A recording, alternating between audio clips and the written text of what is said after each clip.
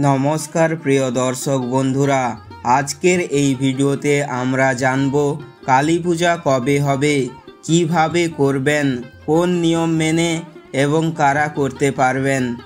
যদি তুমি পবিত্রতা ও শক্তির সন্ধানে থাকো তাহলে এই ভিডিও একদম শেষ পর্যন্ত দেখো। ভিডিও পছন্দ হলে লাইক করো, শেয়ার করো এবং সাবস্ক্রাইব করে আমাদের সঙ্গে থেকো, যাতে এই রকম কালী পুজো রিলেটেড আরও ভিডিও তুমি দেখতে পারো। তাহলে শুরু করি কালী পুজোর গোপন রহস্য। কালী পুজো কখন হবে? প্রথমে জেনে নেওয়া যাক কালী পুজো কখন হবে।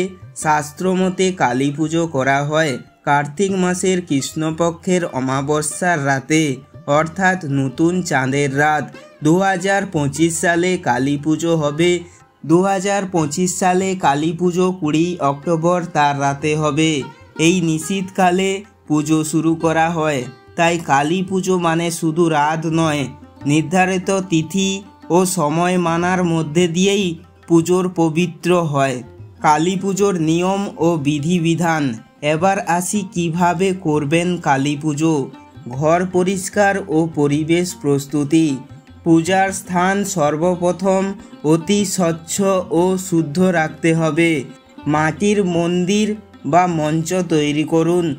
কালী ঠাকুরের মূর্তি বা ছবি প্রস্তুত করুন। লাল আলপনা করুন মাটিতে, দেবীর হাঁটা ও মূর্তির নিচে।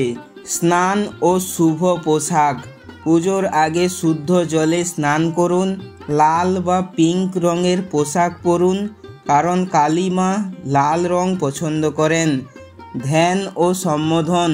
প্রথমে ধ্যান করুন ওং কালিকায় নমঃ, এই মন্ত্র তুলে ধরা হয়।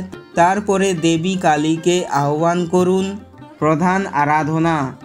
জবা ফুল নিবেদন করুন, মা কালীর জবা ফুল পছন্দ। মিষ্টি, চাল, ডাল, ফল, গুড়, আদা এগুলো ভোগ হিসেবে নিবেদন করুন। ধূপ দ্বীপ, ঘি দ্বীপ, শঙ্খ বাজনা বাজান, শঙ্খধ্বনি বাজান। মন্ত্র জপ করুন। আরতি ও সমাপ্তি।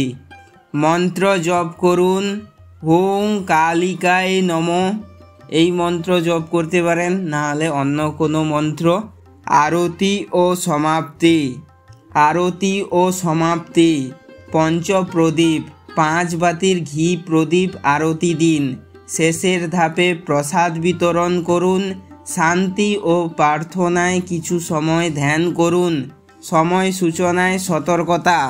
পুজো এবং মূর্তি নিমজ্জন দিনের আলোর আসার আগেই করা উত্তম।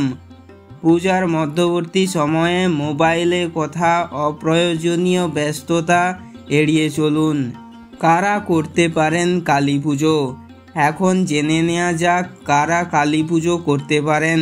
সাধারণত যে কেউ পুজো করতে পারেন, পুরুষ, মহিলা, গ্রাম বা শহরের ব্যক্তি, কিন্তু ভালো হবে যদি পূর্ব অভিজ্ঞতা বা গুরুর পরামর্শ থাকে।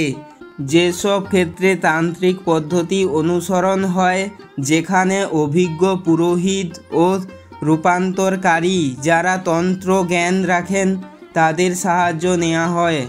যদি কেউ সাধারণভাবে দেবীর নাম জপ ও ফুল ও প্রসাদ দিয়ে উপাসনা করতে চান, সেটাও স্বীকৃত। সবচেয়ে গুরুত্বপূর্ণ শুদ্ধ মন, ভক্তি, শুদ্ধতা থাকলেই পূজা সফল হয়। একটি টিপস, যদি প্রথমবার হয়, আপনার এলাকার মন্দির বা অভিজ্ঞ ধর্মগুরুর সাহায্য নেওয়া ভালো হবে।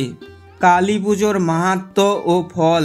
কালী পুজোর মধ্য দিয়ে আমরা পেতে পারি অনেক আশীর্বাদ, নেতিবাচক শক্তি ও ভয় থেকে মুক্তি, অসুর রূপ শক্তি ধ্বংস ও আত্মশুদ্ধি বৃদ্ধি, অভিশপ্ততা ও দুষ্ট শক্তির প্রভাব কমিয়ে সুপ্ত শক্তি জাগ্রত, শান্তি, সুরক্ষা ও আত্মবিশ্বাস বৃদ্ধি পায়। কালী দেবী আমাদের মায়া ও কঠোর এক সতর্কতা, যিনি ন্যায্য বিচার ও ভালোবাসার শক্তি এবং অন্ধকার পরাজয়ের প্রতীক। বন্ধুরা, আজকের আমরা জানলাম কালী পূজা কখন করা হয়, কিভাবে করা হয়, কারা করতে পারেন এবং সেই পুজোর মহিমা ও ফল। যদি এই ভিডিওটি তোমার জন্য উপকারী হয় তাহলে লাইক করে দিও, শেয়ার করো যাতে আরও লোক জানতে পারে। কমেন্ট করে বলো তুমি কি এই পুজো করতে চাও, আর চ্যানেলটি সাবস্ক্রাইব করো যাতে ভবিষ্যতে এইরকমই ধ্রুপদী ধর্মমতের ভিডিও পেতে পারো।